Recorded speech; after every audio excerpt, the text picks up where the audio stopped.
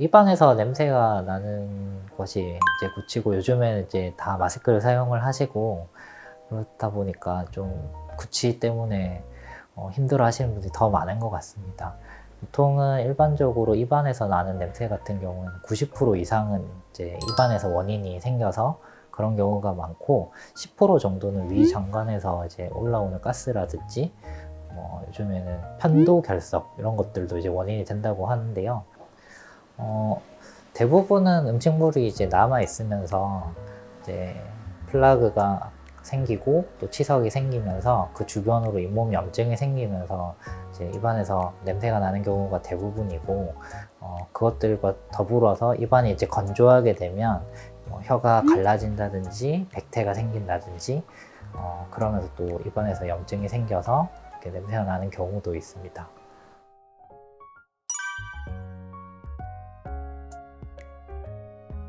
혀에는 보면 미세한 돌기들이 이제 여러 개가 이렇게 뭉쳐져 있는데, 그 사이사이가 다 공간이 있다고 보시면 되세요.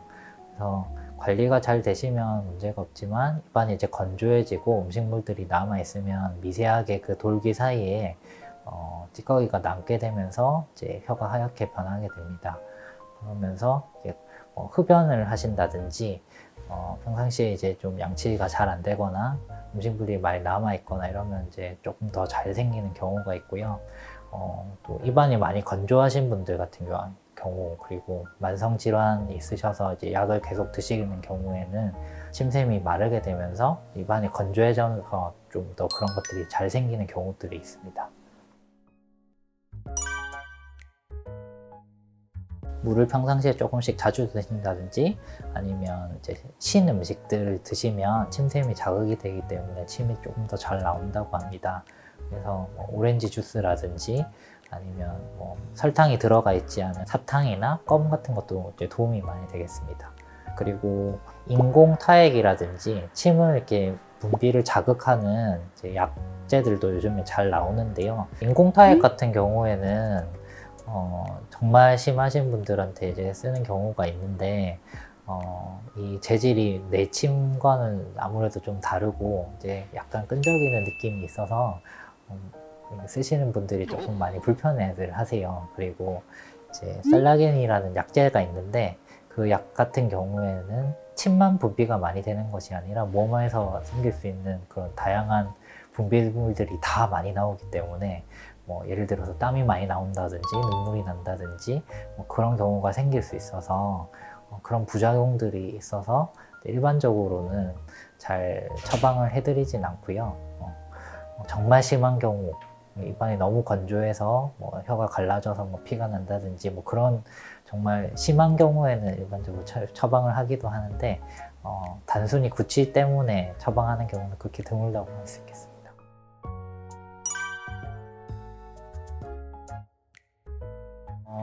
편평태성 같은 경우는 백태랑 약간 이제 비슷하게 이제 보일 수 있어서 그 때문에 이제 찾아오시는 분들이 가끔씩 계신데, 편평태성 같은 경우는 자가 면역 질환입니다. 그래서 혀에만 생기는 것이 아니라 꼴 주위나 잇몸 주위에도 생길 수 있거든요. 꼭 이제 그물 모양처럼 하얀 선들이 이렇게 남아 있게 되는데, 그것들이 좀 이제 건조하면서 이제 그 부위가 이제 따갑고 좀 자극이 가면 이제 많이 통증이 오실 수 있는데요. 편평태성과 구강 건조는 약간 좀 다를 수 있어서 이제 치료하는 방식도 좀 다릅니다. 일반적으로는 면역 요법을 하거나 아니면 이제 스테로이드 제제 같은 것들을 이제 처방을 해서 염증을 줄이는데, 이게 컨디션이랑 또 연관이 있어서 좀 줄어들었다가 다시 컨디션이 안 좋아지시면 다시 생기는 경우도 있어서 그런 것들은 좀 이제 감별해서 분별해서 이제 치료하는 것들이 필요할 것 같습니다. 저희가 치료를 하기도 하고 이비인후과에서 치료를 하기도 하고요. 저희 치과 영역 중에 구강내과라고 염증들을 전문적으로 이제 보는 과들이 따로 이제 있습니다. 그래서 가까운 대학병원의 구강내과를 찾아가시면 더 도움이 될 것 같습니다. 요즘에는 임플란트 치료를 많이 하게 됩니다. 뼈가 아무래도 부족하게 되면 이제 고정력도 약해지고 임플란트를 실패하는 경우가 이제 아주 드물게 있기는 한데